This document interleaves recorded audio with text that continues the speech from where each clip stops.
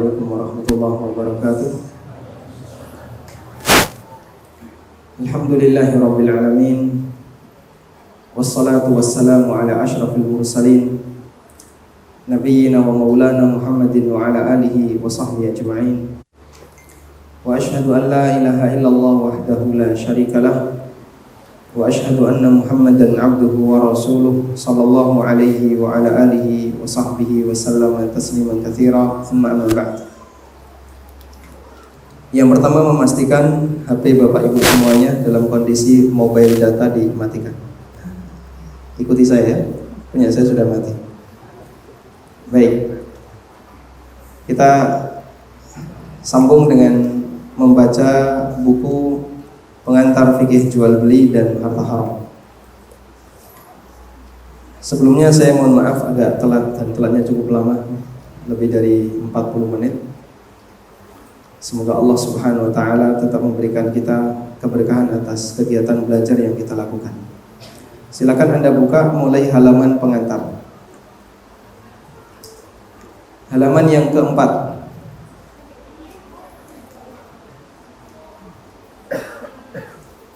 Di bagian awal kita akan membahas tentang bagaimana kesempurnaan ajaran Nabi sallallahu alaihi wasallam. Bukti kesempurnaan itu Allah nyatakan di surat Al-Maidah ayat yang ketiga. Al-yawma akmaltu lakum dinakum wa atmamtu alaikum ni'mati wa raditu lakumul Islam madina. Pada hari di mana telah aku sempurnakan agama kalian dan aku sempurnakan untuk kalian nikmatku, dan aku ridho Islam sebagai agama kalian. Di zaman Amirul Mukminin Umar bin Khattab radhiyallahu anhu, ada orang Yahudi yang datang kepada beliau. Yahudi ini mengatakan, "Wahai Umar, di agama kamu ada satu ayat, lau nazalat fina la ja'alta yaumi nuzuliha ya la ja'alna yauma nuzuliha 'idan." Andaikan ayat itu turun kepada kami, maka niscaya akan kami jadikan waktu turunnya ayat itu sebagai hari raya. Sehingga menurut Yahudi, ayat ini adalah ayat istimewa yang mereka tidak memilikinya. Yang ini bukti bahasanya Taurat tidak pernah menyebutkan kalau ajaran yang diajarkan oleh Musa telah sempurna. Kesempurnaan itu baru Allah turunkan ketika datang syariat Muhammad sallallahu alaihi wasallam. Karena itu Yahudi mengatakan, andaikan ayat ini turun di agama kami, maka akan kami jadikan waktu turunnya ayat itu sebagai hari raya. Pelajaran yang bisa kita ambil bahwasanya dalam fikihnya Yahudi, hari raya yang mereka miliki itu berdasarkan latar belakang sejarah tertentu. Artinya mereka menetapkan ini adalah hari besar, ini hari raya. Itu latar belakangnya adalah karena dia punya cerita sejarah di tanggal itu. Kalau tidak punya latar belakang sejarah, maka mereka tidak menjadikan hari itu sebagai hari besar. Sangat berbeda dengan fikihnya Nabi Muhammad SAW. Dalam ajaran umat Muhammad SAW, hari besar itu apakah semuanya punya latar belakang sejarah? Jawabannya tidak. Kita punya dua hari raya, Idul Fitri dan Idul Adha. Kalau kita ditanya, sebutkan kejadian besar apa yang ada ketika tanggal 1 Syawal dan tanggal 10 Dzulhijjah? Penaklukan kota Mekah? Bukan. Penaklukan kota Mekah terjadi di bulan Ramadan. Nabi SAW diutus jadi nabi? Juga bukan. Atau beliau mendapatkan wahyu pertama? Juga bukan. Apa peristiwa besar di tanggal 1 Syawal dan 10 Dzulhijjah? Kita tidak memilikinya. Gak ada dalam catatan sejarah di masa perjuangan Rasulullah SAW ada peristiwa besar yang terjadi di tanggal 1 Syawal atau 10 Dzulhijjah. Lalu kenapa dalam syariat beliau itu dijadikan sebagai hari raya? Jawabannya, hari raya bagi syariat kita itu Allah yang nunjuk. Allah jadikan ini sebagai hari raya, Allah pilih ini sebagai hari raya. Karena itulah untuk penetapan hari raya bagi umat Muhammad SAW bukan berdasarkan kejadian dan latar belakang sejarah, tapi Allah Ta'ala yang memilihkan. Makanya kita tidak diajarkan untuk menjadikan peristiwa bersejarah sebagai hari besar. Sehingga dari latar belakang inilah kita bisa mengetahui kenapa sih Nabi SAW tidak pernah mengajarkan kepada kita peringatan Isra Mi'raj, atau peringatan Nuzulul Quran, atau peringatan hari kelahiran, atau peringatan hari kematian, atau peringatan kemenangan Fathu Mekah, atau kemenangan perang-perang yang lainnya. Alasannya adalah karena dalam agama kita tidak diajarkan untuk menjadikan hari bersejarah sebagai hari besar. Paham di sini? Makanya kita bisa menilai dari sekian banyak hari besar yang dimiliki oleh kaum muslimin, kenapa bagian ini beberapa negara ahlu sunnah yang lainnya tidak turut menyelenggarakannya? Karena mereka punya prinsip hari besar adalah hari yang ditetapkan oleh syariat, sehingga kapan kita berhari raya ikuti saja panduan yang diberikan oleh Allah Subhanahu wa Ta'ala. Baik, ini pelajaran penting yang bisa kita ambil dari peristiwa dialog antara Yahudi dengan Umar ibn Khattab radhiyallahu anhu. Agama yang mengajarkan bahasanya hari besar itu harus punya latar belakang sejarah, itu fikihnya Yahudi. Sedangkan dalam syariat Muhammad SAW, hari besar itu Allah yang milih, Allah yang tunjuk, bukan berdasarkan latar belakang sejarah. Selanjutnya, bagian dari kesempurnaan syariat kita, Nabi SAW juga bersabda, "Ma baqiya syai'un yuqarribu minal jannah wa yub'idu minan nar illa wa qad buyyina lakum." Enggak ada satupun permasalahan yang bisa mendekatkan orang ke surga atau menjauhkan manusia dari neraka kecuali telah dijelaskan kepada kalian. Hanya saja ada orang yang tahu dan ada orang yang tidak tahu. Ada yang mau mengamalkan dan ada yang tidak mau mengamalkan. Begitu ya. Sehingga perlombaan kita agar kita bisa lebih dekat ke surga adalah berusaha untuk mencari tahu apa saja yang bisa mendekatkan ke surga dan apa yang bisa menjauhkan kita dari neraka. Dan masing-masing manusia dikasih oleh Allah ilmu sesuai yang dia kehendaki. Ada di antara hambanya yang dikasih oleh Allah ilmu dari semua yang disampaikan dalam syariat Muhammad SAW, ada yang dikasih 80%, ada yang dikasih 70%, ada yang dikasih 90%, ada yang dikasih sekian persen, bertingkat-tingkat sesuai dengan tingkatan ilmu yang diberikan oleh Allah Ta'ala kepadanya. Anda dikasih berapa persen? Bapak Ibu sudah punya ilmu syariat berapa persen? Sudah punya berapa Pak? Nggak pernah ngukur ya, dan kita juga nggak bisa ngukur. Dari sekian banyak syariat yang Allah berikan kepada Nabi Muhammad SAW, nggak mungkin ada manusia yang tahu semuanya. Sebagaimana juga nggak mungkin ada bagian syariat yang tidak diketahui semuanya. Paham kalimat ini? Saya ulang. Nabi SAW dikasih syariat oleh Allah 100%.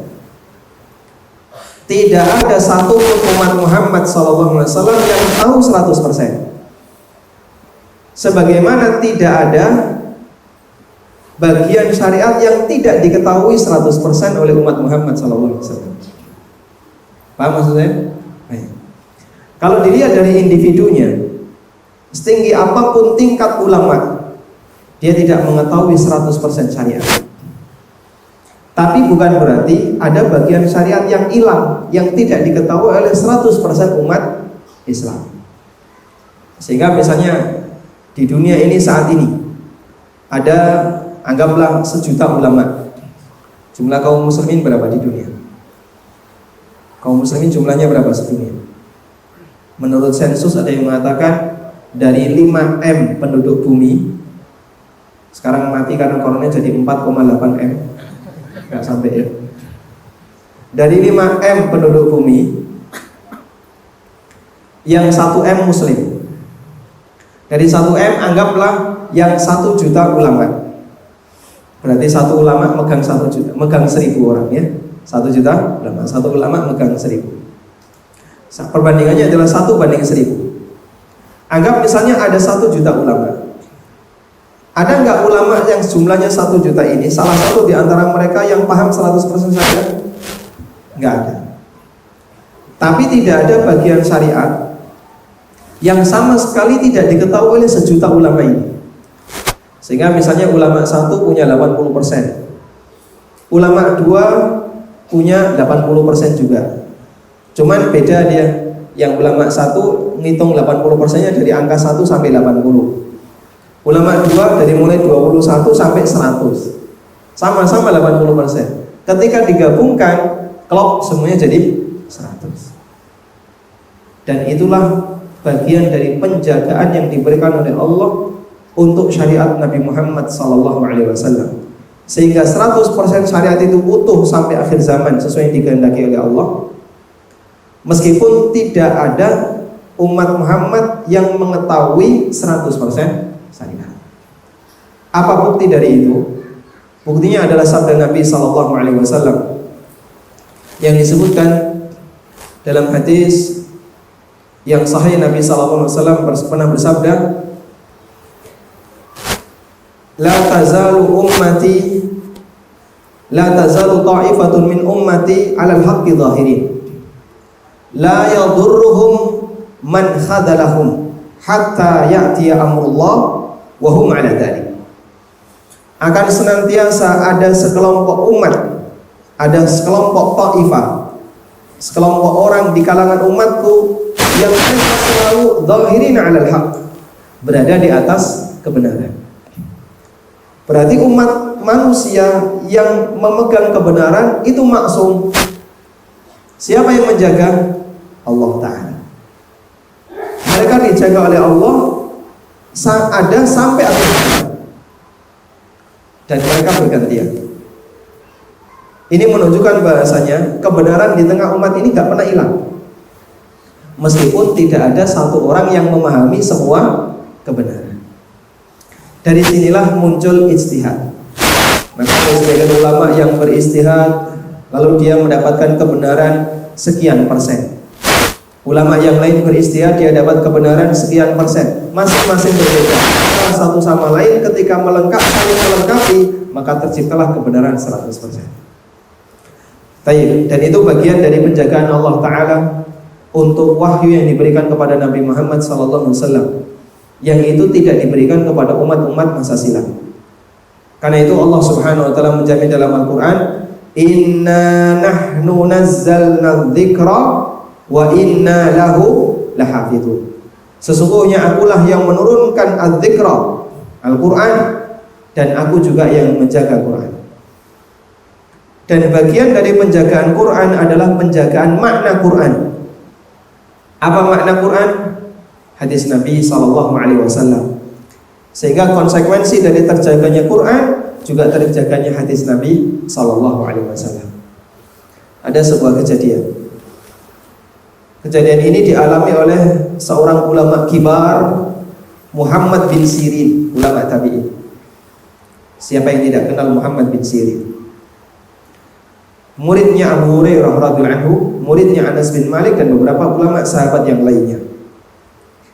Suatu ketika ada orang yang bertanya kepada Muhammad bin Sirin, "Wahai Syekh, kalau seperti ini boleh atau tidak?" Jawab beliau, "Nggak boleh, nggak ada dalilnya." Selesai menjawab seperti itu, ada seorang pemuda yang bertanya, "Mohon izin, Syekh, saya mau bertanya, apakah Anda telah menguasai 100% hadis Nabi SAW?" Beliau menjawab, "Tidak." "Kalau begitu, apakah Anda telah menguasai 2/3 dari hadis Nabi SAW?"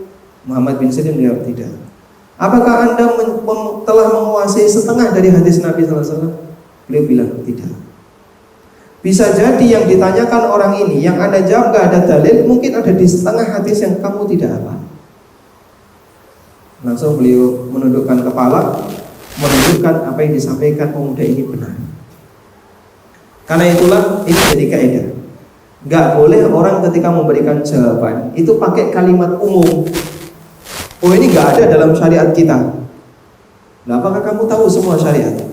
Gak tahu. Kalau gak tahu, jangan bilang gak ada. Yang betul gimana? Saya gak pernah tahu kalau ini ada dalam syariat kita. Kalau nggak pernah tahu, berarti digantungkan kepada ilmu pribadinya. Pak Ustadz, seperti ini ada dalilnya nggak? Wallahu alam, saya nggak pernah tahu. Karena saya nggak tahu kalau itu dalil, ada dalilnya, maka saya tidak berkewajiban untuk mengamalkannya. Namun bukan berarti ini boleh dijadikan sebagai alasan. Ketika orang berkreasi dalam masalah ibadah, lalu dia diingkari, Anda tidak boleh kreasi seperti ini. Ini tidak ada dalilnya. Loh, bisa jadi ada dalilnya yang Pak Ustadz nggak hafal. Loh, enggak, masalahnya kamu punya dalil atau tidak? Oh, saya tidak tahu. Kalau tidak tahu ya jangan mengamalkan begitu. Karena kalau tidak tahu, kita tawakuf. Tawakuf itu artinya di posisi tidak maju, tidak mundur, diem. Karena urusan akhirat itu ketika salah bisa menyimpang jauh. Dipahami insyaallah? Baik. Sekarang kita lanjutkan mengenal ilmu fikih. Anda nanti kalau misalnya di buku ini perlu dioret-oret saja. Ini sudah pindah milik belum? Buku ini ada yang bawa buku? Banyak ya? Dipinjemi atau? Oh, beli. Baik, sudah pindah milik. Baik, silahkan dioret-oret ya. Sekarang kita lanjutkan mengenal ilmu fikih.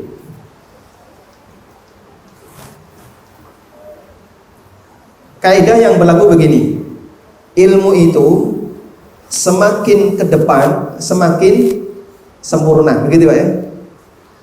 Sehingga ketika ada satu cabang ilmu baru, pada saat dia lahir, karena dia kurang sempurna, maka biasanya dia nebeng ilmu yang lain.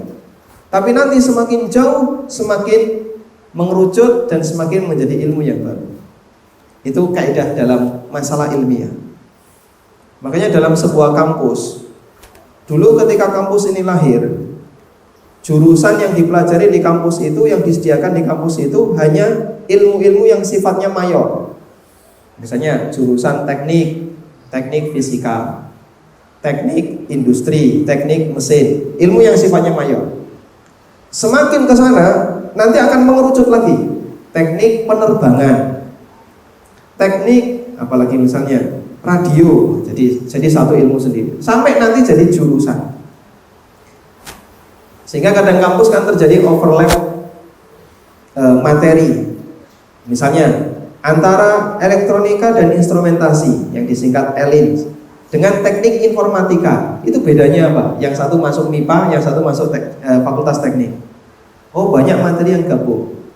Antara manajemen dengan apa misalnya manajemen perbankan, atau antara ekonomi dengan ekonomi bisnis, nanti bingung. Tapi ilmu itu semakin ke sana semakin mengerucut. Karena itu di zaman sahabat Nabi SAW, Islam itu satu kesatuan ilmu, belum pecah menjadi banyak rincian ilmu. Semakin ke sana semakin pecah kecil-kecil menjadi banyak rincian ilmu. Sehingga kalau dulu di zaman para sahabat, mereka belajar tafsir, mereka belajar hadis, mereka belajar fikih, mereka belajar apalagi bahasa dan aneka pelajaran yang lainnya, jadi satu ilmu Islam. Nggak ada dipisah-pisahkan seperti itu. Karena itu ketika mereka menyampaikan sebuah hadis, mereka bisa menggali dari arah fikih, dari arah tafsir, dari arah ilmu-ilmu yang lain, sesuai dengan bidang yang mereka pahami. Nah, semakin cerdas seorang sahabat dan seorang tabi'in, maka dia bisa menggali semakin banyak ilmu yang terkandung dalam sebuah hadis. Makanya kadang ada orang yang hanya bisa menghafal, tapi dia nggak ngerti isi. Ada orang yang dia nggak hafal, tapi kalau dia mendengar sebuah kalimat, dia bisa memahami itu lebih dalam.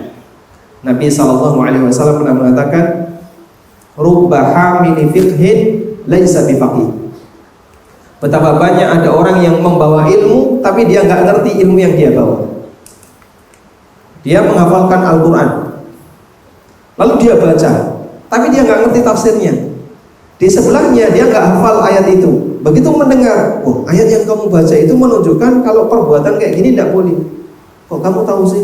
Nah tadi kamu baca ayat itu. Karena dari kemampuan dia dalam memahami teks. Nah ulama itu bisa di dua tempat ini. Ada ulama yang dikasih kelebihan oleh Allah, hafalannya kuat. Ada ulama yang dikasih kelebihan oleh Allah, mampu untuk memberikan banyak pelajaran dari sebuah kalimat. Meskipun hafalannya tidak sekuat ulama yang pertama, tapi semuanya ulama. Dan kita memberikan penghargaan bagi mereka. Baik. Di zaman fikih muncul orang yang paling berjasa dalam masalah ini adalah Abu Hanifah. Karena itulah Imam Asy-Syafi'i rahimahullah pernah mengatakan, kullu faqihin iyalu Abi Hanifah. Semua ahli fikih adalah keturunan Abu Hanifah. Karena beliaulah yang pertama kali meletakkan batasan-batasan ilmu fikih sebelum dia mengerucut jadi ilmu yang baru. Nah, salah satu di antara batasan yang diberikan oleh Abu Hanifah ketika menjelaskan apa itu fikih, ini yang masih global ya. Fikih didefinisikan oleh Abu Hanifah dengan ma'rifatun nafsi ma laha wa ma 'alaiha. Mengenalkan diri kita terhadap hak dan kewajiban kita. Bahasa lain yang lebih ringkas adalah mengenal hak dan kewajiban masing-masing individu. Anda ketika beragama punya hak tidak? Punya hak Anda? Apakah Anda punya hak yang dilindungi oleh syariah? Kayaknya nggak yakin, saya ulang ya. Apakah Bapak Ibu punya hak yang dilindungi oleh syariah? Punya. Contoh darah, maksudnya apa? Harta, darah, maksudnya donor darah. Apakah Anda punya hak yang dilindungi syariah? Punya. Contohnya, terlindungi kehormatan kita, terlindungi darah kita, terlindungi apa misalnya keluarga kita. Ibu-ibu punya hak, mereka punya hak dinafkahi oleh suami, sehingga kalau suami nggak kasih nafkah dia berdosa. Itu hak istri yang dilindungi oleh agama. Suami punya hak ditaati oleh istrinya selama tidak memerintahkan yang maksiat. Sehingga semua manusia punya hak yang dilindungi oleh agama. Bayi yang masih ada dalam kandungan dia punya hak. Apa haknya? Andaikan bapaknya mati lalu meninggalkan harta, bayi ini punya hak waris. Meskipun dia belum bisa bicara, meskipun akalnya belum maksimal, tapi dia punya hak. Itulah yang dimaksud hak yang dilindungi oleh syariat. Anda punya nggak kewajiban? Oh punya Pak, banyak. Sholat, zakat, haji, umroh, berbakti kepada orang tua, kewajiban bermuamalah dengan yang lain yang benar, dan aneka kewajiban yang lainnya. Itu kewajiban yang diberikan oleh syariat. Sudah? Nah, kita diminta untuk mengenal apa saja hakmu dan apa saja kewajiban kamu. Sehingga jangan sampai karena nggak kenal hak maka menuntut yang bukan haknya.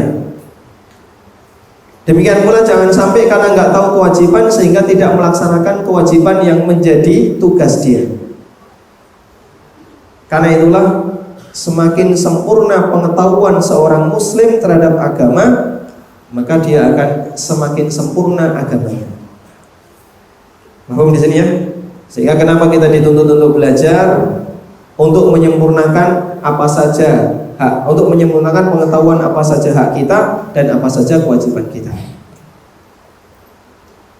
Pokoknya Bapak, kalau poligami saya gugat cerai, itu hak saya.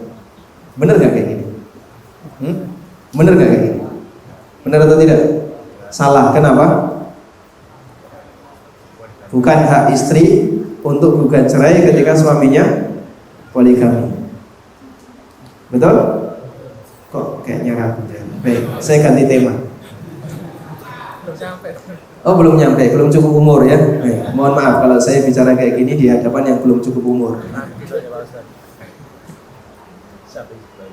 Kalau sampai Bapak tidak ngasih nafkah kepada saya 3 bulan berturut-turut, kena penalti. Itu hak saya. Boleh nggak kayak gini? Oh kamu tiru-tiru perbankan. Loh kan saya baru resign dari bank. Nah ketika dalam kehidupan rumah tangga suami istri, kenapa kok sering berantem? Salah satunya adalah mereka tidak tahu hak dan kewajibannya. Sehingga kadang istri nuntut hak yang bukan haknya, atau suami nuntut hak yang bukan haknya, atau sebaliknya, istri tidak menunaikan kewajiban padahal itu tugas dia, atau suami tidak menunaikan kewajiban padahal itu kewajibannya. Baik. Sehingga definisi fikih dengan kalimat ini itu mencakup umum, karena hak dan kewajiban dalam syariat kita itu berlaku dalam semua bidang, baik masalah akidah, masalah adab, muamalah, ibadah maupun yang lainnya. Karena itulah fikih dengan definisi ini sering diistilahkan dengan fikih akbar. Disebut apa, Pak? Fikih besar. Kenapa disebut fikih besar? Karena dia mencakup dalam ruang lingkup yang sangat umum, tidak hanya yang berkaitan dengan masalah kegiatan manusia saja, tidak hanya yang berkaitan dengan masalah amalan, termasuk dalam masalah akidah. Sebutkan contoh kewajiban akidah. Oh, angkat tangan mau pamit ya, Pak, saya kira mau jawab. Sebutkan contoh kewajiban akidah, Pak. Contohnya apa? Mentauhidkan Allah, yang lain. Mengimani Allah, mengimani berita-berita yang datang dari Allah. Contoh yang lain, meninggalkan kesyirikan, mengenal Allah, itu adalah kewajiban kita. Makanya Allah Subhanahu wa taala jadikan itu sebagai tujuan penciptaan manusia. Orang perlu mengenal bagian ini. Meskipun banyak orang yang nggak gubris dan dia ngaku muslim, padahal dia bagian kewajibannya tidak dilaksanakan. Baik, yang bagian inilah nanti dituntut di akhirat. Kenapa kewajiban kamu ini nggak kau laksanakan? Apalagi ketika kewajiban itu adalah kewajiban yang paling pokok dalam kehidupan manusia. Kalau nggak dilaksanakan, Allah Ta'ala bakal tuntut di yaumil akhir. Kemudian dalam perkembangannya setelah fikih menjadi cabang ilmu yang semakin mengerucut, maka didefinisikan oleh para ulama sebagaimana definisi yang tertuang di situ. Ilmu fikih adalah al-ilmu bil ahkam asy-syar'iyyah al-amaliyah al-muktasabah min adillatiha at-tafsiriyah. Ada 7 kata yang itu kalau dirangkai jadi definisi ilmu. Ini cara saya kalau menghafalkan ya. Dalam kalimat ini ada berapa kata? Oh, ada sekian. Saya hitung aja. Al-ilmu bil ahkam asy-syar'iyyah al-amaliyah al-muktasabah min adillatiha tafsiriyah. Ada 7 kata. Baik, Anda nggak perlu menghafal. Nanti kalau ditanya orang, buka saja buku ini ya. Sekarang coba kita lihat batasan ini. Fikih itu ilmu. Sehingga kalau bukan ilmu nggak masuk ranah fikih. Contohnya apa, Pak? Mimpi itu bukan ilmu. Karena tidak ada istilah ilmu yang dimiliki oleh selain Nabi yang bersumber dari mimpi. Atau gedabrus, itu juga bukan ilmu. Karena dobos itu tidak masuk kategori ilmu, nggak terukur. Baik, saya mau tanya, apa yang dimaksud dengan istilah ilmiah? Ilmiah itu apa sih, Pak? Ilmiah itu apa? Oh, penelitian ini ilmiah, penjelasannya ilmiah. Ilmiah itu apa, Pak? Memiliki dasar. Ilmiah, dosen ngerti ya kayak gini ya. Apa itu ilmiah? Sesuai realita. Karena ilmu itu kan cuma menyampaikan informasi dari yang dia tahu. Sehingga kalau orang menyampaikan sesuatu secara ilmiah, berarti dia menyampaikan sesuatu sesuai realita. Makanya kalau misalnya ada seorang dosen, dia ngasih penjelasan dengan bahasa yang penuh dengan isasi ya. Reboisasi, urbanisasi, pokoknya serba terasi ya. Hanya sebatas penggunaan istilah, tapi kalau tidak sesuai dengan esensinya, itu justru malah menjatuhkan nilai sebuah karya tulis. Apalagi ketika penjelasannya tidak sesuai realita. Orang misalnya mau membuat penelitian tentang A, Tapi ternyata kesimpulannya tidak sesuai realita. Jangan sebut ini ilmiah. Ini bertentangan dengan prinsip ilmiah. Ilmiah itu jika dia sesuai realita. Makanya definisi ilmu yang disampaikan oleh Imam Ibnu Utsaimin adalah meyakini sesuatu yang sejalan dengan realita. Berarti akidah yang tidak sejalan dengan realita itu bukan ilmiah. Akidah yang tidak sejalan dengan realita bukan ilmiah. Contohnya Pak, kamu jangan meludah ke sumur. Kenapa? Nanti tidak bingsul. Apa hubungan antara meludah ke sumur dengan bingsul? Gak ada. Ini khurafat, tahayul. Karena tahayul hasil hayalan, tidak ilmiah. Awas nek nglumbui bantal udunan. Termasuk diantaranya adalah berbagai macam pantangan-pantangan yang disebarkan di tengah masyarakat tapi tidak punya landasan ilmiah. Tidak ada bukti dalil. Silakan merapat, Pak. Merapat. Memberi kesempatan yang baru datang.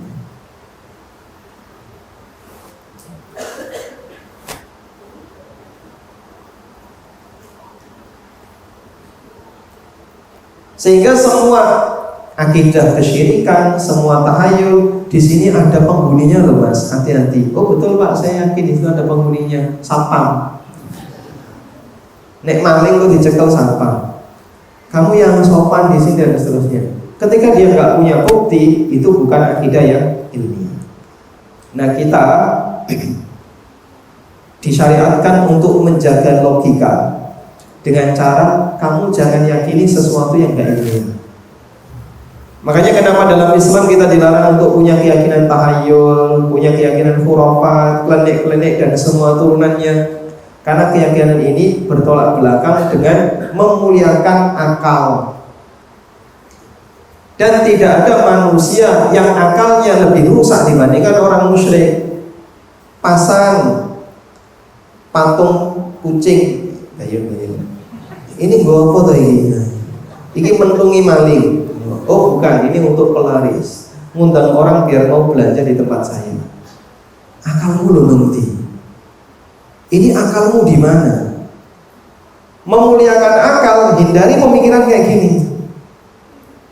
Sehingga hargai akal itu dengan cara jangan diisi dengan akidah yang menyimpang. Dan sibukkan untuk berpikir bagian yang menyebabkan akal itu semakin maju. Maka kita diajak untuk menghafalkan Quran, menghafalkan hadis, agar akal manusia itu lebih progresif. Saya sedikit melebar ya. Sama-sama mikir, tapi yang satu diperintahkan, yang satu dilarang. Sama-sama mikir. Yang diperintahkan apa Pak? Mikir pelajaran. Mikir dengan menghafalkan Al-Quran. Ngapalin Quran mikir nggak Pak? Atau nggak butuh mikir? Mikir. Makanya sudah dihafal kok hilang lagi, diulang lagi, hilang lagi, diulang lagi, hilang ulang gitu ya. Sampai akhirnya nancep di pikiran. Ngapalin hadis perlu mikir nggak? Belajar fikih perlu mikir nggak? Bagian ini kita disyariatkan. Perbanyak mikir yang kayak gini. Tapi untuk bagian yang kedua, mikir nasib, mikir utang, mikir rezeki, mikir jodoh, ini kalau bisa dikurangi. Tidak menyebabkan orang jadi progresif. Gak maju orang yang mikir kayak gini. Sehingga bikin orang stres, bikin orang tiba-tiba diem termenung, waliyadzubillah sampai bunuh diri. Itu disebabkan karena dia mikir yang syariat mengajarkan tawakalkan kepada Allah, jangan banyak dipikirkan. Tapi yang terjadi kita lebih senang mikir yang kedua dibandingkan mikir yang pertama. Jadi kalau ngapal Al-Quran antep luar biasa. Tapi kalau disuruh bahas politik, oh masya Allah, mikir negara, isinya lor hati. Betul kayak gitu ya? Kalau sudah dengar berita A, berita B, kok nggak setuju, wah, gedeng-gedeng lor hati. Tapi dipikir, padahal bagian ini tinggalkan saja. Lebih baik Anda mikir bagian syariat yang itu membuat kita semakin cerdas, semakin maju, daripada Anda mikir yang sudah ditetapkan oleh Allah. Masalah rezeki Allah sudah tetapkan. Tapi kadang orang dipikir sampai berlebihan. Masalah apalagi misalnya jodoh, masalah karir, masalah pendapatan, masalah penghasilan, terlalu berlebihan, numpuk mikirnya yang kayak gini. Padahal itu membuat manusia semakin rendah kualitasnya. Dan satu hal yang mengherankan, mereka yang sibuk mikir bagian syariat, Allah cukupkan sehingga tidak banyak mikir bagian masalah hidup. Kira-kira Ustadz itu punya masalah gak? Punya ya. Tapi dia ketemuan masalah masyarakat. Ustadz saya mau curhat. Duduk Ustadz saya mau curhat. Baik, wani piro Pak? Pertanyaan yang Masya Allah kadang panjang, itu isinya cuma curhat.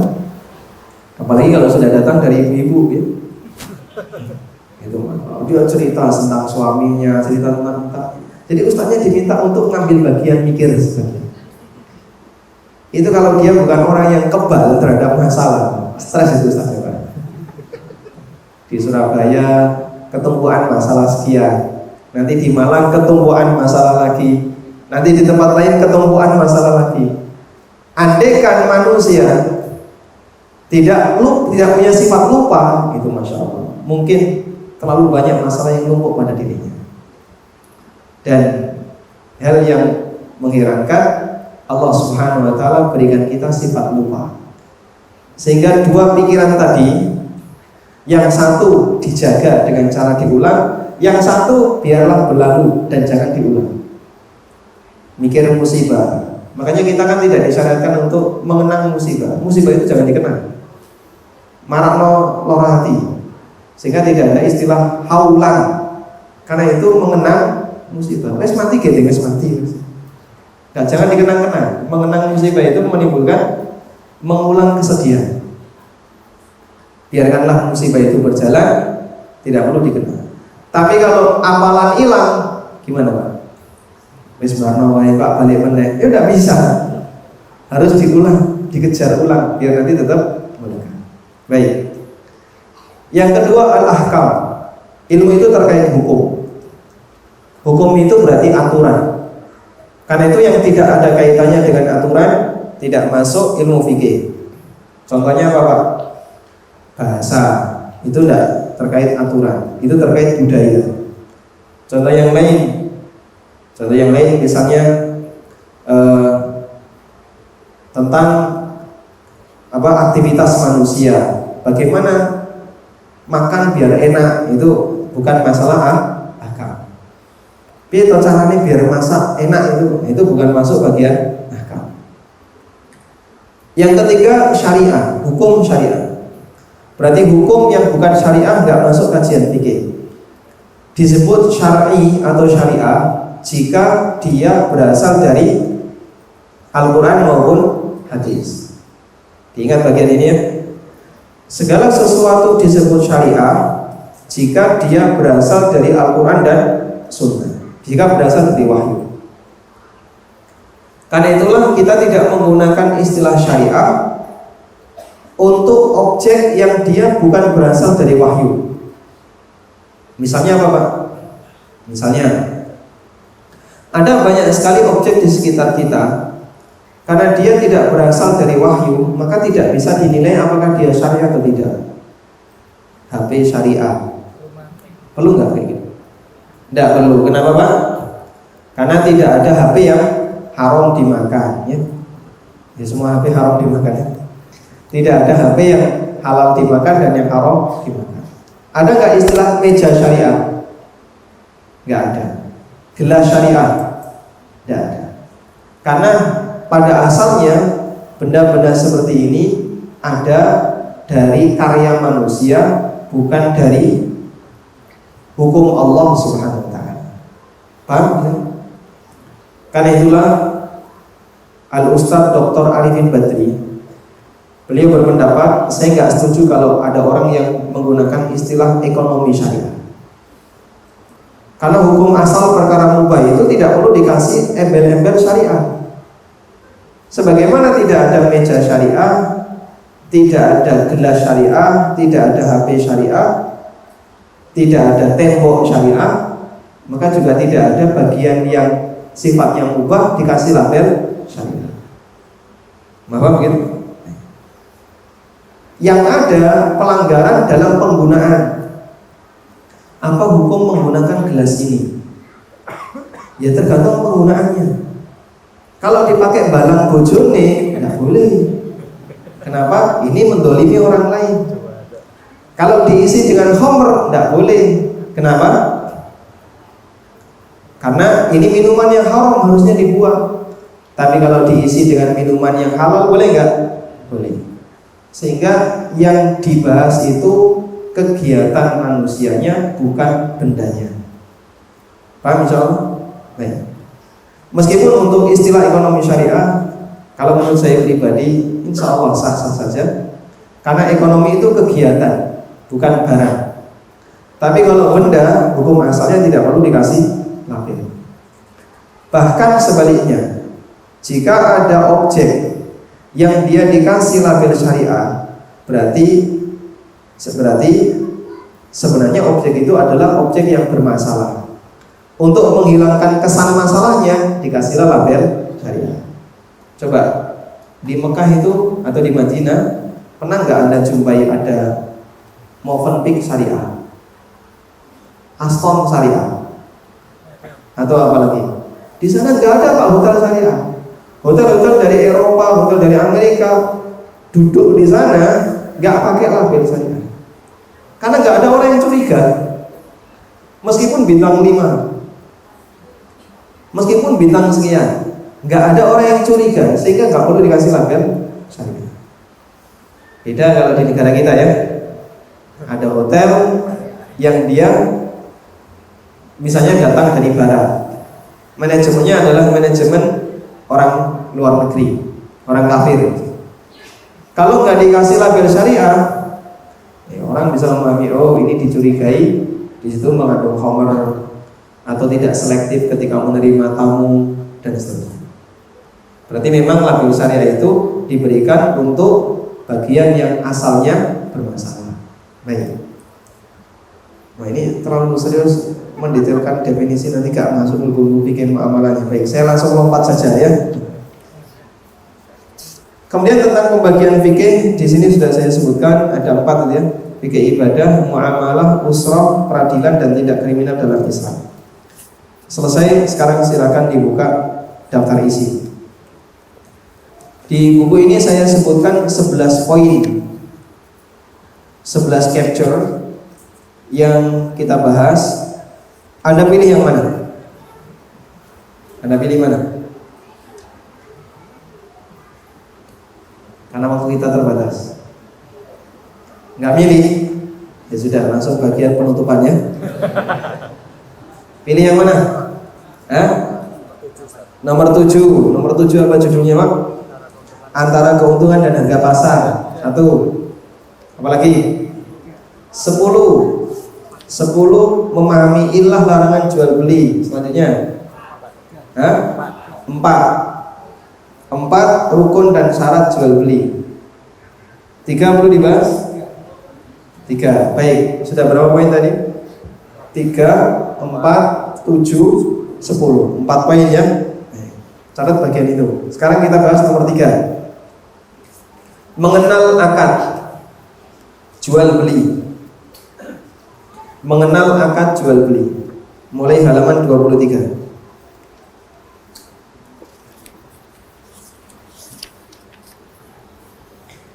Baik, apa beda antara akad dengan akad jual beli? Apa beda antara akad dengan akad jual beli? Ya, kalau akad itu umum, kalau jual beli khusus. Paham di sini ya? Baik. Sehingga semua jual beli adalah akad, tapi tidak semua akad jual beli. Ini mirip seperti jawaban orang Madura. Kalau ditanya, Bapak agamanya apa? Saya NU, Pak. Loh, kok jawabannya NU? Iya, Pak, saya NU. Agamanya loh, Pak? Iya, saya NU, Pak. Kok bukan Islam, Pak? Ini, Pak. Kalau NU pasti Islam, kalau Islam belum tentu NU gitu. Paham maksudnya ya? Sehingga apa perbedaan antara akad dengan jual beli? Semua jual beli pasti akad, tapi tidak semua akad jual beli. Paham insyaallah? Lalu apa akad jual beli? Akad jual beli hanya berlaku untuk objek yang sifatnya fisik.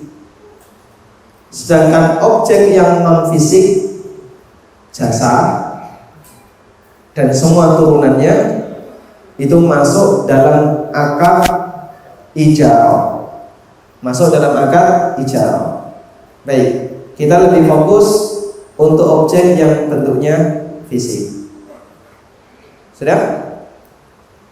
Meskipun bisa juga akad ijarah disebut jual beli jasa, tapi dia disendirikan, ada akad tersendiri karena aturannya berbeda dengan akad jual beli biasa. Jual beli secara bahasa dari kata bai'un. Kenapa disebut bai'un? Dari kata ba'a yang artinya satu depa. Karena orang ketika melakukan akad jual beli, maka depannya dijulurkan untuk melakukan serah terima. Baik, ini makna bahasa. Kita tidak berkepentingan dengan makna bahasa terlalu serius. Dan jual beli itu tidak harus pembayarannya dalam bentuk uang. Yang penting di sana ada serah terima. Berarti dia akad dua arah. Karena akad itu ada yang searah, ada yang dua arah. Contoh akad yang searah. Utang hanya menyerahkan saja. Contoh yang lain, titip hanya menyerahkan saja. Hibah hanya menyerahkan saja. Akad-akad yang searah di sini tidak ada serah terima, adanya hanya menyerahkan, tidak ada penerimaan. Paham ya? Baik. Sementara akad jual beli di sana ada serah terima. Yang diserahkan itu disebut iwad, yang diterima disebut muawwad. Saya ulang ya. Dalam akad jual beli ada apa? Serah terima. Yang diserahkan disebut apa? Iwad. Yang diterima disebut muawwad. Sehingga kalau Anda beli air minum 3.000 rupiah, Anda bayar 3.000, namanya apa ini? Iwad. Sedangkan air minum ini namanya muawwad. Jelas tahu? Tahu atau belum? Hah? Jelas atau belas? 12. Baik, insya Allah paham ya.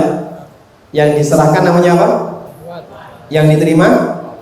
Kalau Anda bayar 3.000 dapat air mineral, iwatnya yang mana? Uangnya. Muawwadnya yang mana? Air. Baik. Kemudian kita lanjutkan ke pembagian jual beli. Dilihat dari alat tukarnya. Di situ ada 3. Barang dengan uang dengan barang, barang dengan barang, kemudian uang dengan uang. Dulu sudah pernah kita bahas. Dari 3 jenis transaksi ini mana yang paling sulit dilakukan? Dilihat dari aturannya. Uang dengan uang. Saya tidak perlu jelaskan latar belakangnya, dan di buku ini sudah saya sampaikan alasan kenapa uang dengan uang paling sulit. Pengaruhnya adalah kita mendapatkan satu kesimpulan bahwa uang itu dalam syariat kita hanya boleh dijadikan sebagai alat tukar dan tidak boleh dijadikan sebagai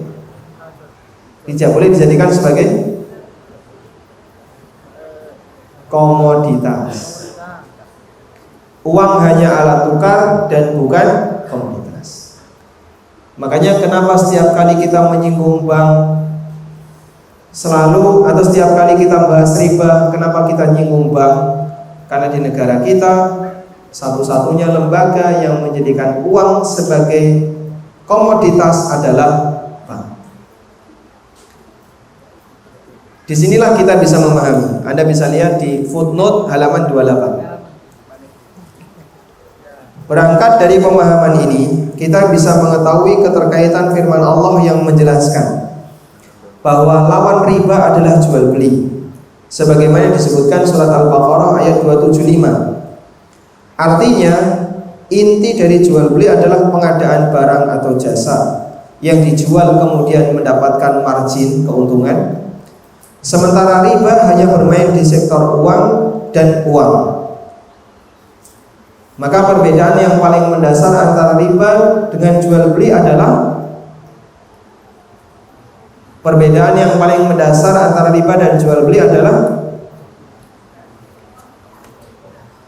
kalau jual beli itu komoditasnya barang, kalau riba komoditasnya uang. Sampai di sini, Bang? Baik. Karena itu solusi untuk menekan riba di dunia perbankan maupun di masyarakat adalah kita galakkan jual beli. Sehingga solusi bagi perbankan agar terbebas dari riba adalah izinkan bank melakukan jual beli real. Sehingga kalau bank melakukan jual beli diperbolehkan, maka bank bisa lebih terhindar dari riba. Mafhum insyaallah? Paham? Baik, selanjutnya pembagian jual beli dilihat dari waktu penyerahan. Ada 4. Sama-sama tunai, barang ada, uang ada. Uang tunai, barang tertunda, yang disebut jual beli salam. Yang ketiga, uang tertunda, barang tunai, jual beli kredit. Yang keempat, uang tertunda, barang tertunda. Namanya apa? Jual beli kali bil kali. 3 jenis akad. Yang pertama hukumnya boleh. Akad yang keempat yaitu kali bil kali, hukumnya dilarang dengan sepakat ulama. Sudah? Baik. Saya tidak bahas salam karena salam itu jarang di masyarakat kita. Sekarang kita akan lihat lebih dekat bagian akad yang dilarang, yaitu jual beli kali bil kali. Di buku saya tuliskan di halaman 31 3 atau 5 bentuk transaksi kali bil kali, utang dengan utang. Anda coret ya, angka 5-nya dicoret, ganti 4. Saya sebutkan 4 tapi tertulis di sini 5. Baik. Yang paling umum seperti ini. Ini biasanya model PO, jual beli inden. Ini yang paling umum. Bentuknya gimana, Pak? Kriteria kali bil kali, jenis yang pertama. 1. Penjual adalah seorang trader. Trader itu artinya apa? Dia kulak lalu jual, sehingga tidak memproduksi. 2. Penjual belum memiliki barang. Yang ketiga, penjual sudah melakukan akad dengan pembeli. Yang keempat, pembeli belum membayar secara tunai. Kalau salah satu dari kalau keempat ini terpenuhi, maka transaksinya hukumnya kali bil kali, hukumnya dilarang. Bisa diulang, 4 kriteria kali bil kali. 1, penjual adalah trader, maksudnya apa? Tidak memproduksi. Yang kedua, penjual belum memiliki barang, belum kulaan. Yang ketiga, sudah melakukan akad dengan pembeli. Yang keempat, pembeli tidak membayar tunai. Jika 4 ini terpenuhi, maka masuk dalam kategori jual beli kali bil kali. Paham insyaallah? Paham ya? Baik. Contoh. Saya datang ke counter HP, lalu menemukan HP yang sangat bagus, merek Miyako. Kalau saya tanya, ini berapa? 10 juta. Wah, aku nanti duit. Kalau tak cicil gimana? Ya boleh, maksimal 2 bulan. Tapi HP tidak kami serahkan sampai cicilan kamu lunas. Siap? Akhirnya saya cari duit. Saya punya duit 5 juta, saya bayarkan. Pekan berikutnya nyicil 1 juta. Pekan berikutnya nyicil 1 juta. Sampai akhir dari 2 bulan genap 10 juta. Baru HP diserahkan. Ya? Berarti HP-nya tertahan di mana? Penjual, uangnya saya bayar secara cicilan. Boleh atau tidak? Boleh atau tidak? Hah? Apakah ini termasuk jual beli kali bil kali? Termasuk atau tidak? Termasuk ya? Berarti hukumnya haram, nggak boleh dengan sepakat ulama. Boleh atau tidak? Tidak boleh. Baik, sudah ngantuk? Belum ya? Yang menjawab tidak boleh. Yang menjawab boleh. Banyak juga ini. Ulama beda pendapat ya. Dan memang betul kasus ini ulama beda pendapat.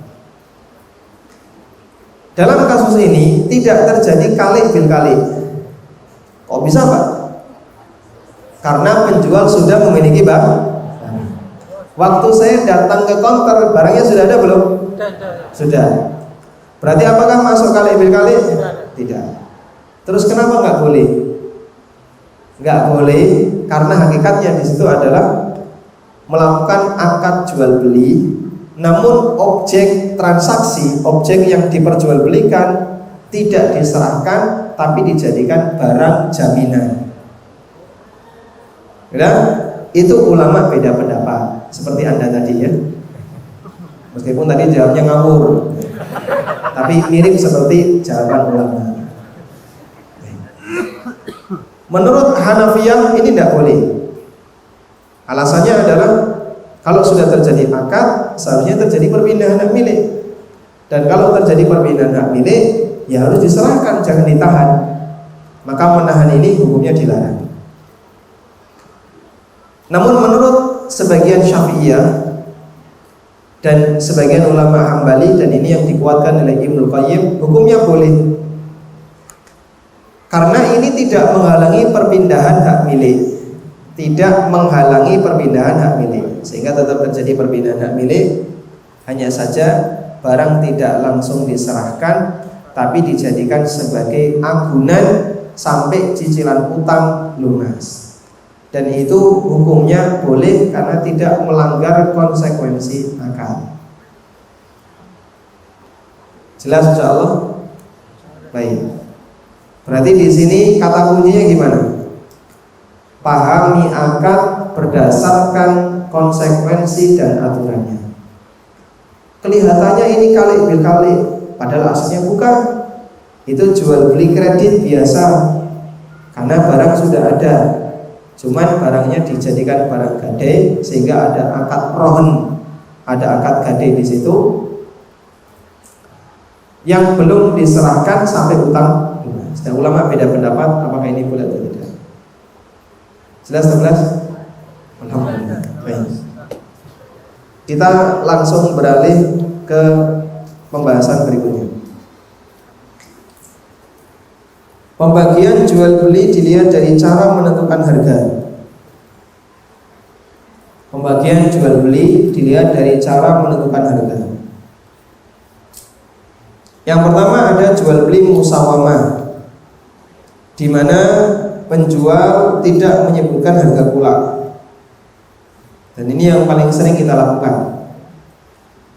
Nanti kan di depan ada banyak toko ya. Baik. Dulu di zaman Umar, beliau keliling, tanya ke masing-masing penjual. Kalau nggak bisa jawab, dia apain? Post up. Kalau nggak bisa jawab, diusir. Gitu ya? Nggak bisa jawab, diusir. Nanti kita praktek kayak gitu. Boleh? Ini merchant ada, pemilik toko ada satu, cuma satu, punya semuanya mas. Nah yang lain nggak ngaku ini, mana-mana. Baru satu, yang lain mana? Yang punya lapak di depan ada? Baik, ada satu Mas ya, ditanya Mas nanti. Nanti kalau ditanya nggak bisa jawab, diusir. Nggak boleh jual. La yabiu fi suqina illa man tafaqaha. Katanya halal market. Berarti kita membuat pasar muslim. Dan salah satu di antara aturan pasar muslim adalah penjualnya harus paham tentang aturan pasar dan aturan fikih jual beli. Kita latihan ya. Ini yang lain nggak ada yang ngaku. Insya Allah nanti ketemu. Jangan pulang loh ya. Kita lanjutkan. Musawamah hukumnya apa Pak? Menurut Malikiyah itu yang dianjurkan. Sehingga ulama boleh baik amanah maupun musawamah. Amanah itu menyebutkan harga pula. Saya jual ini 3.000. Kalau saya pakai musawamah, saya cerita, ini saya pulaknya 2.000, saya jual 3.000. Anda setuju? Boleh nggak dilanjutkan akad? Boleh. Kalau pakai musawamah, saya nggak perlu cerita. Dan yang lebih afdol musawamah daripada amanah. Kenapa? Dalam rangka untuk menjaga perasaan. Ada orang jual baju. Berapa ini baju? Ada mereknya lagi. Oh, ini harganya 300. Ini biaya produksinya berapa? 50. Padimu kok kemen lor hati ya. Makanya sebenarnya nggak usah cerita ya. Ya kalau mau 300. Pulakmu berapa? Itu rahasia. Boleh nggak dirahasiakan ini? Boleh tidak? Baik, bagian ini tidak harus diceritakan. Makanya sebenarnya jual beli amanah itu lebih jarang di tempat kita dibandingkan musawamah. Kemudian jual beli amanah ada 3, murabahah, wadi'ah, dan tauliyah. Kalau murabahah itu ada keuntungan. Ini kemarin saya beli 3 juta. Kalau kamu mau gantikan 3,5. Kalau wadi'ah dijual dengan harga yang lebih murah. Kemarin saya beli 3 juta, saya udah bosan, beli aja 2,5. Tauliyah dijual dengan harga yang sama. Kemudian di sini saya cerita tentang jual beli wafa. Jual beli wafa itu kayak gini. Ada seorang mahasiswa, dia butuh duit. Pak, lalu datang ke rumah orang kaya. Pak Haji, saya butuh duit 3 juta, mau bayar SPP. Ini saya punya laptop, harga normal 5 juta. Saya jual ke Pak Haji 3 juta saja. Tapi kita punya kesepakatan, jika dalam waktu 3 bulan saya bisa mengembalikan 3 juta, tolong laptop dikembalikan. Oh iya, tidak apa-apa, siap. Dikasihlah saya 3 juta. Saya bawa uang 3 juta untuk bayar SPP, Pak Haji bawa laptop. Akad kayak gini boleh nggak? Akad kayak gini boleh nggak? Boleh atau tidak? Tidak. Kenapa? Kenapa? Sudah pindah hak milik. Jadi kenapa akad ini nggak boleh? Karena dalam akad ini konsekuensi akadnya tidak dijalankan. Konsekuensi akad tidak dijalankan. Paham ya? Apa konsekuensi akad? Terjadinya perpindahan hak milik. Ini malah janjian. Nanti kalau sudah 2 bulan kita sama-sama saling mengembalikan. Uang tak kembalikan, tolong laptop dikembalikan. Nah, ini apa-apaan? Itu sama dengan orang yang melakukan akad nikah. Bulan depan kita pisah, mahar dikembalikan. Apa ini namanya? Mut'ah. Maka sebagaimana boleh sebulan, boleh sepekan, boleh sehari, boleh sejam 2 jam. Kita akan nikah sejam loh ya. Nanti jam 9 pisah. Jam 8 check in, jam 9 check out. Apa hukumnya? Haram, nggak ada bedanya dengan zina. Dan itu semarak di negeri yang Allah Ta'ala kasih adab dalam bentuk banyak kuman dan virus gitu. Baik. Karena itulah di sini saya sebutkan tentang pendapat para ulama mengenai hukum jual beli wafa, dan kesimpulannya jual beli wafa hukumnya sama dengan utang bergadai. Sehingga hakikatnya adalah mahasiswa ini utang 3 juta, sementara yang menjadi jaminan laptop tadi. Paham di sini? Nah, coba kita baca kasus suku Kritel halaman 41. Ketemu? Mikrofon bisa dinyalain? Bisa. Coba dinyalain, cek.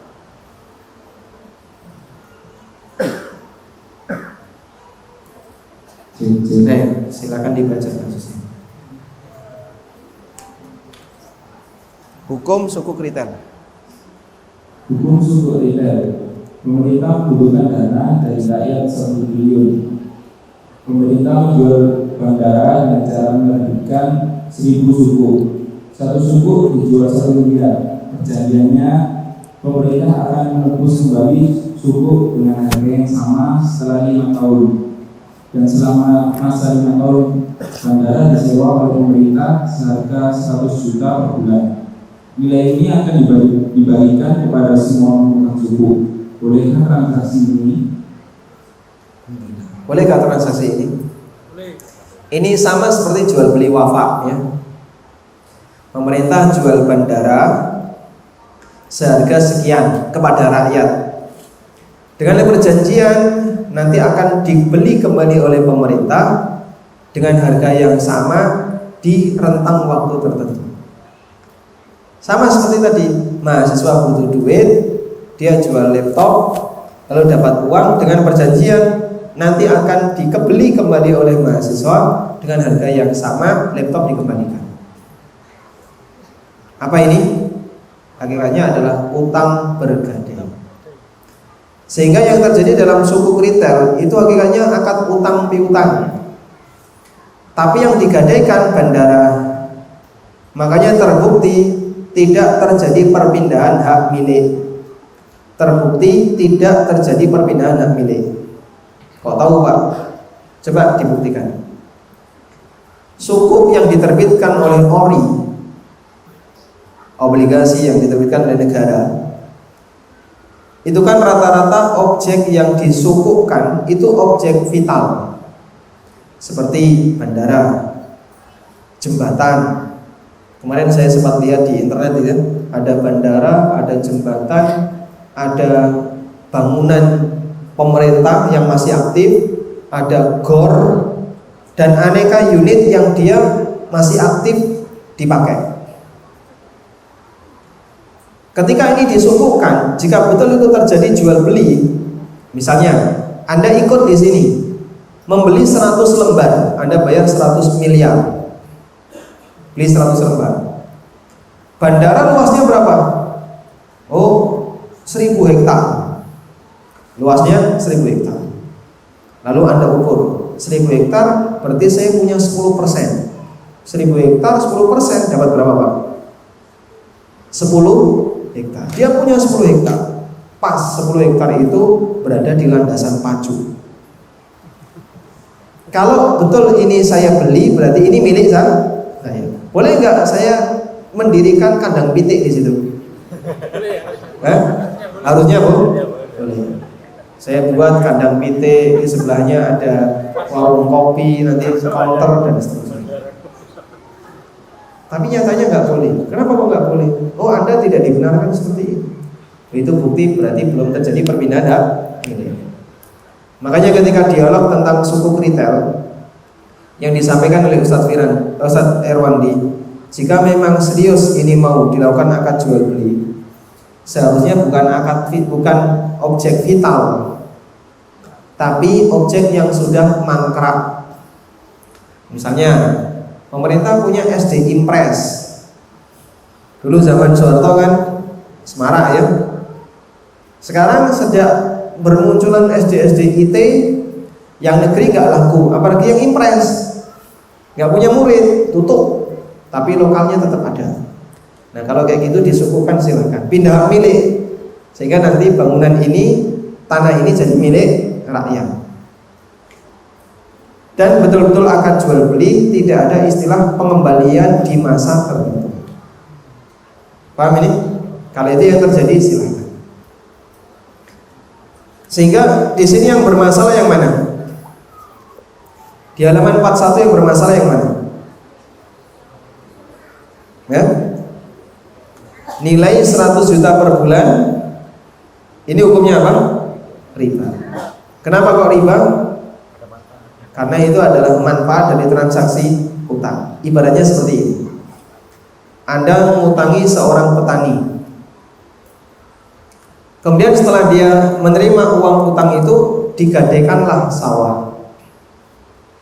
Lalu Anda wajibkan kepada petani ini, Pak, Bapak boleh pakai sawah Bapak, tapi sewa ke saya.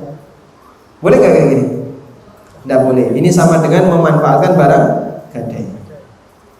Jelas insyaallah? Wallah. Baik, alhamdulillah. Semangat di belakang, jelas kita ngerampung ya. Kajian berakhir 10 menit lagi. Berikutnya adalah rukun dan syarat jual beli. Saya singkat saja.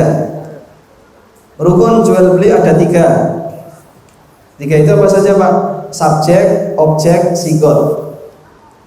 Subjek pelaku akad, objek yang ditransaksikan, sigot adalah pernyataan kedua belah pihak untuk melakukan akad secara saling ridho. Sudah? Sedangkan syarat jual beli itu adalah kriteria tambahan dari rukun agar rukun ini sah dipergunakan. Misalnya rukun subjek. Subjek yang kayak gimana sih yang dia boleh melakukan akad jual beli? Nah, berarti subjek ini harus memenuhi syarat. Rukun objek, objek yang memenuhi syarat. Baik, sekarang rukun subjek syaratnya ada 2. Syarat terkait subjek ada 2. Di buku ada ya. 1 bisa dibuka di halaman syarat jual beli. 1, subjek harus pemilik atau wakilnya. Maka kalau dia bukan pemilik, tidak boleh. Kita tidak boleh mentransaksikan barang yang bukan milik kita. Dan insya Allah semua orang dipahami. Baik, bolehkah takmir masjid membelanjakan uang infak masjid? Bolehkah takmir masjid membelanjakan uang infak masjid? Boleh atau tidak? Boleh atau tidak? Tergantung belanja apa ya. Kalau dipakai untuk kepentingan masjid, berarti dia jadi wakil. Tapi kalau untuk kepentingan pribadi, berarti dia berarti dia menggunakan dana yang bukan miliknya untuk jual beli. Hukumnya nggak boleh. Paham insyaallah?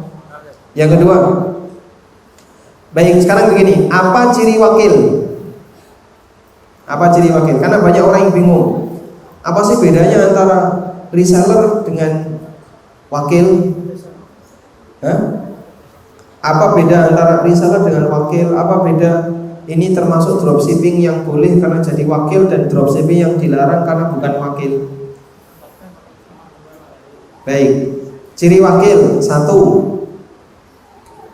dia dapat tugas dari pemilik, dapat izin dari pemilik. Pak, ini tolong jualkan. Atau dia minta izin, Mas, barangmu boleh saya jualkan enggak? Oh silakan, berarti dia jadi wakil. 2, wakil itu tidak perlu bayar. Kalau dia diminta bayar, berarti bukan wakil, tapi pembeli. Misalnya, Pak, motornya boleh saya ikut jualkan? Oh silakan, tapi bayar dulu ya, baru dijualkan. Misalnya, nah ini berapa ini? 5 juta. Saya bayar 5 juta, baru saya bawa, saya jualkan. Kalau nggak laku, saya kembalikan. Ini bukan wakil, tapi apa ini? Pembeli. Sehingga saya diminta untuk membeli dulu, baru silahkan dijualkan. Setelah itu baru saya boleh ngambil margin. Ini bukan wakil. Dan ini umumnya di dropshipping, gitu ya. Konsumen transfer dulu, dropshipper nyari ke supplier, baru beli, kemudian barang dikirim. Andaikan dropshipper itu tidak perlu bayar, dia hanya menjualkan saja. Pak, di tokomu kan banyak barang-barang, ada tas, ada sepatu, ada sabuk, dan aneka barang yang lain. Saya boleh bantu jualkan? Oh silahkan. Nggak nek payu piye? Ya nek payu transfernya ke sini. Ini nomor saya, nomor rekening saya. Berarti ketika dia transaksi, dia itu sebagai wakil dari pemilik. Dia sudah boleh langsung akad dengan customer, meskipun dia nggak megang barang, karena dia wakil. Dan itulah solusi dropshipping. Nanti bayarnya jangan ke dropshipper, tapi bayarnya ke pemilik, ke supplier. Selanjutnya supplier kirim barang ke konsumen, boleh atas nama dropshipper, boleh atas nama yang lain. Yang penting dropshipper ini hanya dikasih fee atau keuntungan dari ketika dia berhasil menjualkan barang. Paham insyaallah? Tapi kalau dia suruh bayar dulu, Pak, tolong kirimkan barang ini ke tempat si A, customer saya. Loh, kamu belum bayar kok, saya suruh ngirim, enggak mau saya. Ya sudah Pak, ini tak transfer dulu. Setelah bayar baru barang dikirim. Ini bukan wakil, ini penjual yang kedua. Dia pula dari supplier, jadi penjual dua, baru dia jual. Nah, dropshipper jenis yang kedua ini yang bermasalah, karena dia sudah melakukan akad dengan konsumen, bahkan sudah menerima pembayaran, tapi dia belum punya barang, padahal dia penjual dan bukan wakil. Paham insyaallah? Alhamdulillah. Yang kedua, subjek harus jaiz tasarruf, memiliki kelayakan dalam transaksi. Dan syarat subjek jaiz tasarruf itu ada 3: baligh, berakal, rasyid. Insyaallah kita paham ya. Berikutnya adalah syarat terkait objek, ada 4. Halal manfaat, mungkin diserah terimakan, jelas kriteria, jelas harga. Kalau keempat ini terpenuhi, boleh ditransaksikan. Kalau salah satu nggak memenuhi, nggak boleh ditransaksikan. Sebutkan benda yang halal manfaat tapi nggak boleh dimakan. HP, gelas, meja, kursi, dan aneka barang yang lainnya. Makanya saya katakan halal manfaat, bukan halal dimakan. Sebutkan benda yang halal dimakan tapi nggak boleh dijual.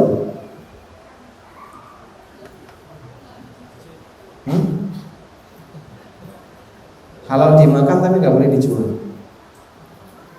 Daging kurban. Bagi siapa? Sahibul kurban. Sahibul kurban boleh nggak makan daging kurban? Boleh, tapi dia jual tidak boleh. Sudah? Contoh yang lain. Apa? Bayar zakat.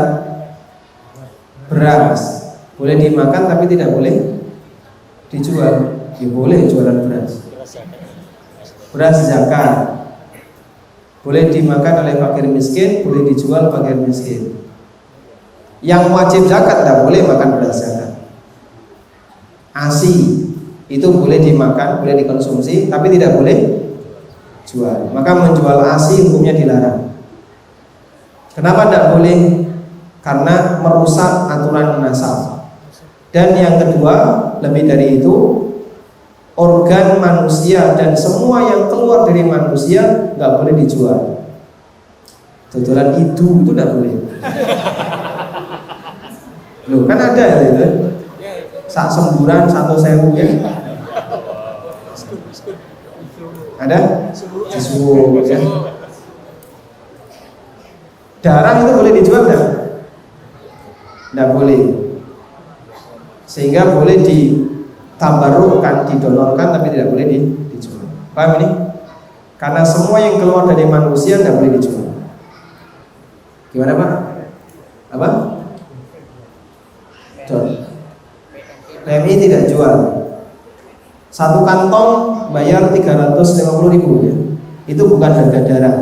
Kalau itu harga darah terlalu mahal, bisa jutaan. tapi itu adalah biaya treatment, biaya perawatan biar darah ini tidak rusak. Maka biasanya dia kasih alat pembeku, dikasih apa. Selanjutnya, syarat terkait objek berikutnya adalah memungkinkan diserah terimakan. Kalau objeknya nggak jelas, maka tidak boleh ditransaksikan. Seperti barang hilang, itu tidak boleh ya. Ada orang kehilangan mobil, lapor ke petugas, Pak, Avanza saya baru hilang. Ya, tak beli saja, berapa? 30 juta. Bayar 30 juta. Ada dua kemungkinan, nek ketemu untung, nek nggak ketemu rugi 30 juta. Setelah ditransaksikan langsung digoleki ning pasar luar. Ketemu, Pak. Maka transaksi ini namanya apa? Gharar. Yang berikutnya, jelas kriteria. Kalau nggak jelas kriteria, namanya jual beli jahalah. Contohnya apa, Pak? Kata orang menjual kucing dalam karung. Kucingnya ada, tapi dalam karung, sehingga nggak jelas. Ibaratnya adalah menjual barang, tapi kriterianya nggak jelas. Saya jual baju, warnanya apa? Wallahu a'lam. Ukurannya wallahu a'lam. Oke, kalau Bapak mau saya jual, kalau enggak apa-apa. Enggak boleh kan gitu. Nah, dulu di zaman jahiliyah antara nomor 4 dan nomor 5, gharar dan jahalah itu disukai oleh mereka. Karena ada unsur adrenalin, deg-degan. Makanya mereka sering melakukan akad seperti itu. Yang keenam, jelas harga. Kalau harganya nggak jelas, tidak boleh. Jelas harga itu ketika akad ditetapkan salah satu. Kemudian syarat terkait sigot ada satu, yaitu saling ridho. Jika tidak saling ridho, maka akadnya dilarang. Dan di sini saya sebutkan di halaman 78, 79 ya. Penjelasan pokok dan syarat ini panjang. Di halaman 78, 79, Anda bisa perhatikan judul di halaman 79. Semakin sempurna ilmu, semakin ridho. Makanya dalam transaksi kita diajarkan untuk saling terbuka. Wallahu a'lam. Waktu kajian sudah berakhir, Mas ya. Baik. Demikian yang bisa kita bahas.